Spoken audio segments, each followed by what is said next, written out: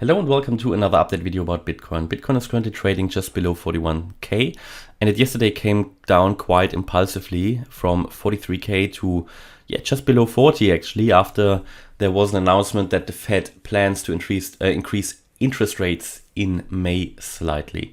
So as always, news in my opinion, they can have a short-term effect. They can be a catalyst for something. They can be the catalyst for something that would have happened anyway.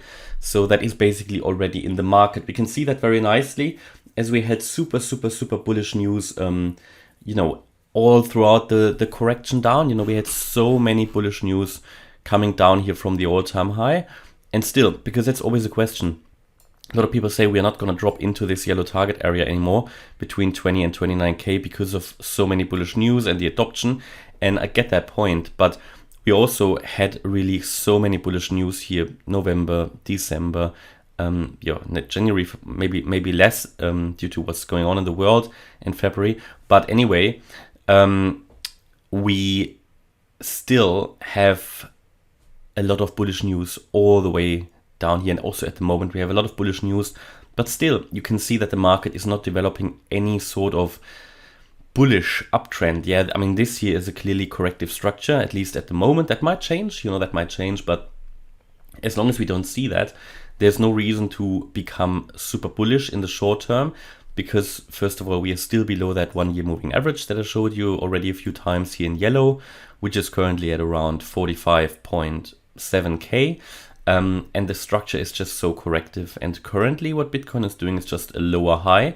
So let's zoom in and take a look at what Bitcoin is doing. And everybody who's new on this channel, my view is that we are going to land in this area between 20 and 29k, either primarily, or we make a little bit of a diversion. We go up first here into the region between 55 and 65 and then come down. So the destination is clear. There's just two different ways to get there. It's a bit like when you drive a car, there's also two different ways to get there. If one road is blocked, there's usually more than two ways, but if one road is blocked, you take the other one that is the closest, or the one with the most direct route, where you lose a little time only. And this is the same here. So you've got one clear defined route down, but if that doesn't work out, then we have to take the diversion, which might take a bit longer.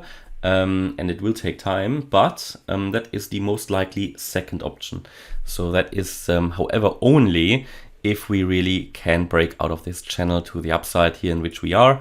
Overall, what we are having here is something that is looking like a bearish flag. So you've got your flagpole, you came down from nearly 70k to 33k despite all the bullish news, and then we are now just correcting that still, because it was quite a strong move up. So it takes a bit of time to correct it.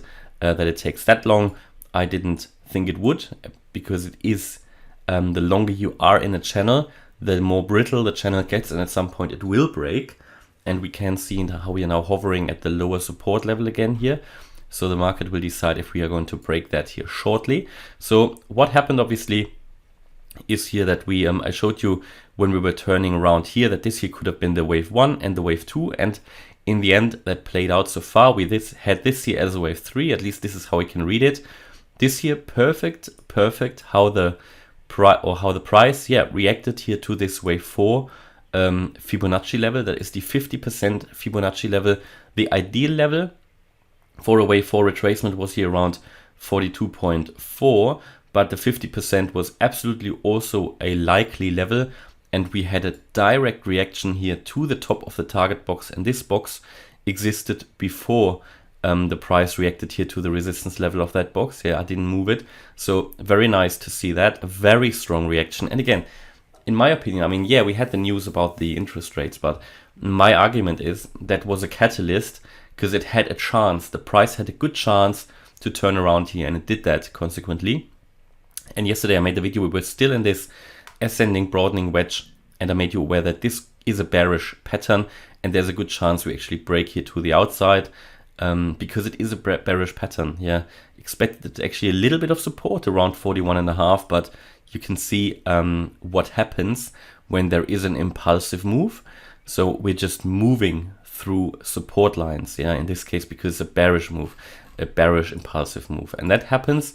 And that is why we're currently not able to break out of the channel to the upside, at least not at the moment, because we don't have the impulsiveness in the chart. We don't have it, not in the bullish way. Okay, so we have here a lot of up and down, and this is from a high level picture, very, very corrective chart pattern. But overall, yeah, we have come down.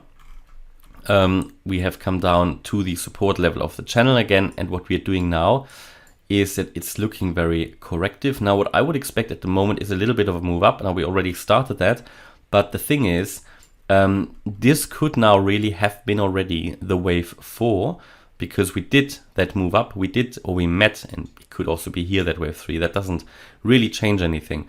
But yeah, we moved up and could have completed now the wave 4 with that the bearish pattern, that breakout to the downside, which was very, very impulsive. We moved all the way through this target area here that I gave you when we were, I think, arriving down here on the 12th of April. And, oh yeah, I did. And now we already have the first impulsive move potentially in that wave 1. So if I now label that a bit differently, so let me just do, that's wave 1.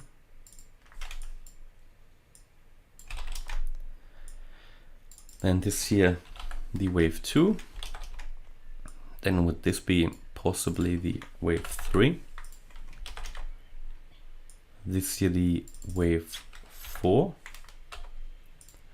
And you would then get the wave 5 somewhere here in the region around 35, 36, maybe 37K. We're going to calculate that a little bit better and more precise when we know where, or if this really was the wave 4 top, okay? Then we can calculate that a little bit better. And this 5-wave move would complete a first wave of the higher level 5th wave here. So also this will have 5 waves. So this here will be overall, when we have that complete, your wave 1, your wave 2, and again, that wave 2 retracement will come up quite a bit. We could even break back into the channel or retest the channel from below. So in no way you're gonna get there straight away, 4, 5. So you're gonna land then in that area down there. But for that here needs to play out, and that could already now be the first wave of this 5th wave. Yeah, again, fractals, smaller waves. So what I mean is, you're gonna come down here in a 1. Maybe now we're gonna go up again in a wave 2. Then you're gonna come down in wave 3, 4, 5. Okay, and that would then complete here this 5th wave. Take the arrow out maybe. So, and that's quite interesting. So from that point of view, after we now expected a move down and more possibly the beginning here of that sell-off, which could have started now, to be fair, this here could be the first wave 1. And we are now again expecting a little bit of upside, because markets always move in waves. Now, this potential upside should again be at the minimum the 50% FIB retracement, and that is sitting around 41.5. So that is what we could now expect, at least. And that would make sense, because we could then, in this move, retest the pattern, the support level from below, and then get another impulsive move down here as indicated on the chart pattern. So, but this will be key. So I guess, yeah, we can see a little bit of recovery here, especially also as we found support again at the ascending trend line of the channel. And here we will find then resistance, ideally, and turn around. Now, this all provided that this resistance level holds. If we get back into this further into the green target area, that's fine as well. We can. That's not a problem. Also in this new scenario now, or in this continuation actually of this scenario, it's not a new one, it's just a continuation and the next logical step. If we move now above 43K, we need to look at it again, because that would imply that the wave 4 isn't finished yet, or that we're even going to move even higher. But I did explain the other scenario yesterday. So in all scenarios, again, I would expect here a little bit of a shorter term move up before we are coming down, but it would only be a corrective move up.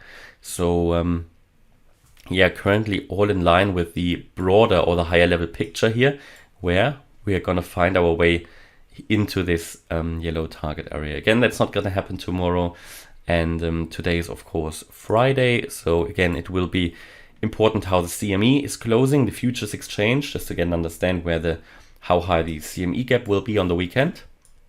It's always an important level to watch out for. What we saw here on the MACD is also there's potential bullish crossover upcoming. This could still be coming up, but you can see that the reduction of the negative momentum is slowing down. So that is not a super bullish sign, because it means the potential uptrend is slowing down. RSI is going up a little bit, in line with the price, showing bulls are getting a bit stronger here on the daily, but nothing probably worth to call out really, because we are sort of still in a sideways movement with a bit of volatility going on at the moment. The 4-hour currently here, we had the bearish crossover yesterday. But yeah, this is currently what I can tell you about Bitcoin. Hopefully you liked the update. If you did, please hit the like button, leave a comment and subscribe. And if you really like the content, then check out the channel membership. Thanks a lot for watching. Bye-bye.